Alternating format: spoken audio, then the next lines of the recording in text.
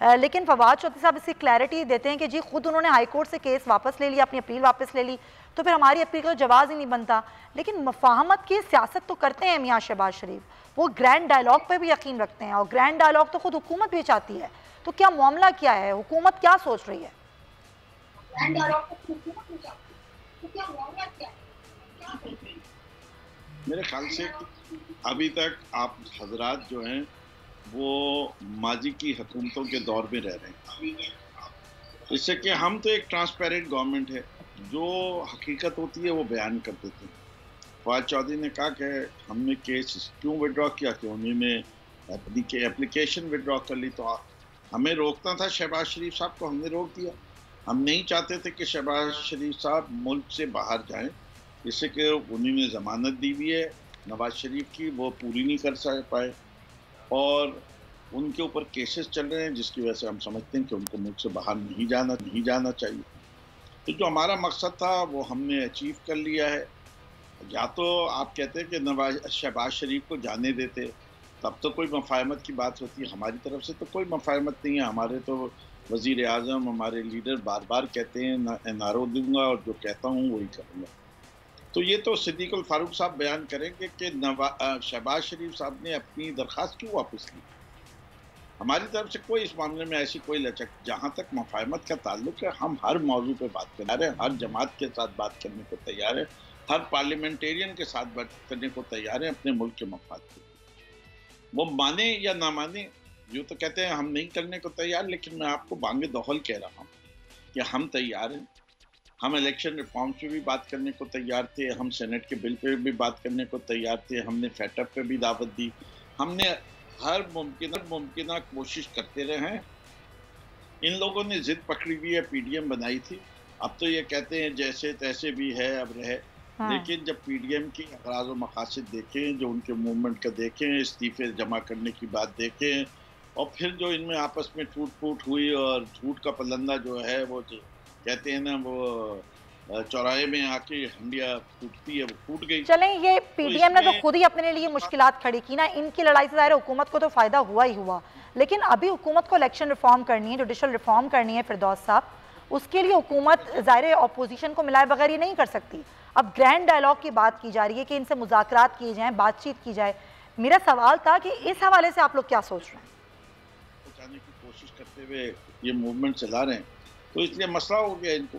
वो मैं समझता हूँ जरदारी साहब ने अक्लमंदी की बात कही थी, उन्हें कहा था कि नवाज शरीफ साहब कितनी मुल्क से मोहब्बत है और सब कुछ है, तो आ जाए मुल्क वापस, तो वो इस्तीफे दे देंगे, तो आ जाना चाहिए था नवाज शरीफ साहब को। और अगर पीपीपी छोड़ के चली गई थी तो पंजाब में एमएलएन को इस्तीफे दे देने चाहिए थे। सही, कम से कम अपने जो उन्होंने अनाउंस की थी मूवमेंट कि हम इस्तीफे दे देंगे, सब कोई तो पूरा कर दे। तो इलेक्शन भी लड़ रहे हैं, इस्तीफे भी नहीं दे रहे, सही, और मफाहमत भी हो रही है। तो अगर ऐसी ही चलेगी तो ऐसे भी चलती रहे। हम इंशाल्लाह अपने 5 साल पूरे करेंगे, इसमें हमें यकीन है, और हम इंशाल्लाह मुल्क को तरक्की की राह पे लेके जा रहे हैं और लेके जाते रहेंगे। और वो चाहे चैलेंज फिगर्स को करते रहे कि कितनी फिगर्स को चैलेंज करेंगे। स्टेट बैंक को कहेंगे गलत है क्या? चलें, पॉइंट टेकन फिरदौस साहब, क्योंकि वक्त की भी कमी है, हमने थोड़ी और बहस को आगे बढ़ाना है। अभी आप मेरा सवाल भी नहीं सुन सके जो मैं आपसे कर रही थी। मैं वापस आती हूँ फिरदौस साहब आपकी जानिब, मैं वापस आती हूँ।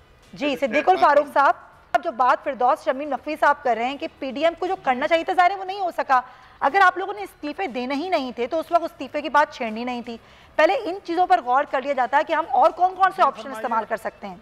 अगर आप लोगों ने एक लीगल टीम के जरिए ही महाज बनाना था तो लीगल टीम के जरिए पहले ही कर लेते काम। जरा आवाज साफ करें, आवाज नहीं ठीक आ रही। सिद्दीक साहब, आपको मेरी आवाज आ रही है? अब आ रही है आपको मेरी आवाज? जी ठीक है, आवाज आपकी आ रही है, लेकिन ये ठीक नहीं आ रही है। अच्छा चलें, मैं आपको दोबारा सवाल दोहरा देती हूँ।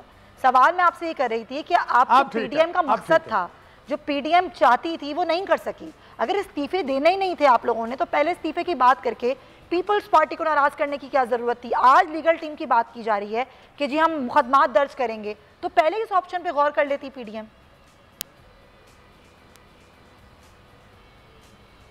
देखिए मैं अंदाजे से आपका सवाल का जवाब देता हूँ, को पूरी समझ नहीं आई। अच्छा, इस मसले को ठीक पहला आपका मुझसे ये सवाल था शहबाज, हाँ कोई समझ, पहला आपका सवाल था शहबाज शरीफ साहब के हवाले से।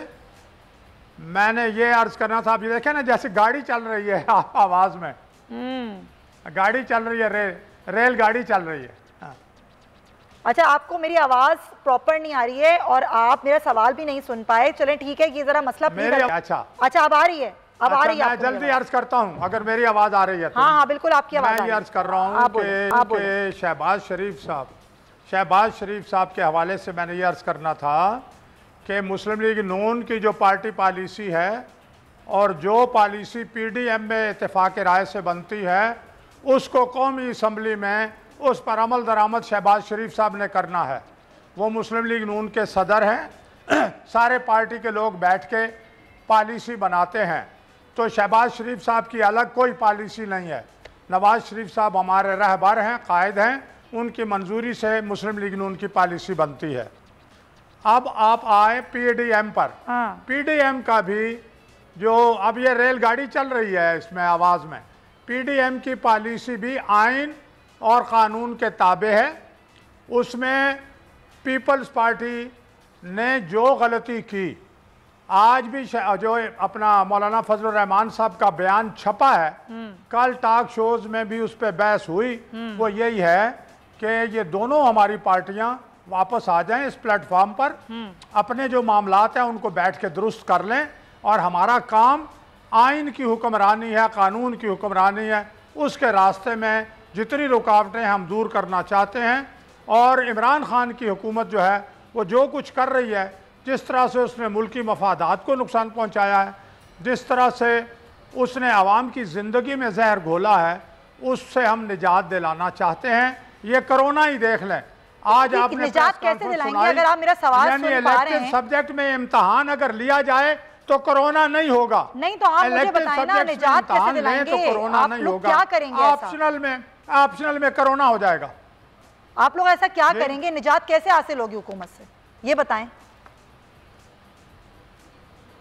किस चीज की वजह?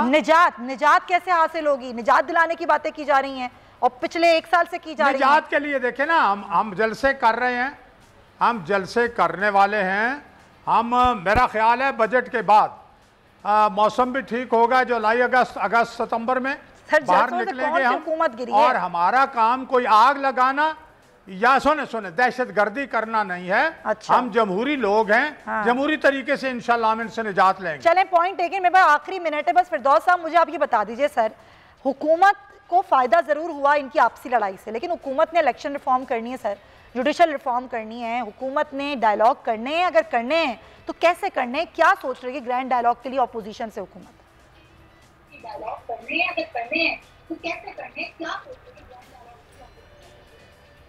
है? देखिए, मैं समझता हूं कि हमारे पास एक फोरम तो पार्लियामेंट है और उसके अंदर कानून साजी जो है वो भी एक डायलॉग का एक बड़ा अहम इशू होता है जो कि मौजूद है। तो मैं उस फोरम ही को सबसे मौजूद समझता हूं कि बिल पेश किया जाएगा, इलेक्शन रिफॉर्म का भी पेश किया जाएगा, जो इनको अपनी इनपुट देनी है वो देंगे और वोट के ज़रिए फैसला होगा। मफाहम और तफहीम कंसेंसस के साथ ये रिफॉर्म्स हो जाएं तो ज़्यादा बेहतर है। इसलिए डायलॉग बेहतर चीज़ होती है, लेकिन आखिरकार जो हमारे रिफॉर्म्स का पहिया है उसको रोका नहीं जाएगा। इस मुल्क में हर इलेक्शन चैलेंज हुआ है। इलेक्टोरल रिफॉर्म्स के लिहाज से एक बहुत बड़ा डिफरेंस है।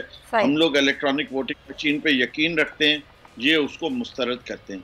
इनके मुस्तरद करने के जो तहफ़्फ़ुज़ात हैं उनको हम कोशिश करेंगे एड्रेस कर सकें। अगर नहीं होते उसके बाद भी मैं समझता हूँ कि हमारे पास अगर अददी अक्सरियत होगी तो हम ये बिल ज़रूर पास कराएंगे। सब्सक्राइब करें और बेल दबाएं ताकि कोई खबर रह न जाए।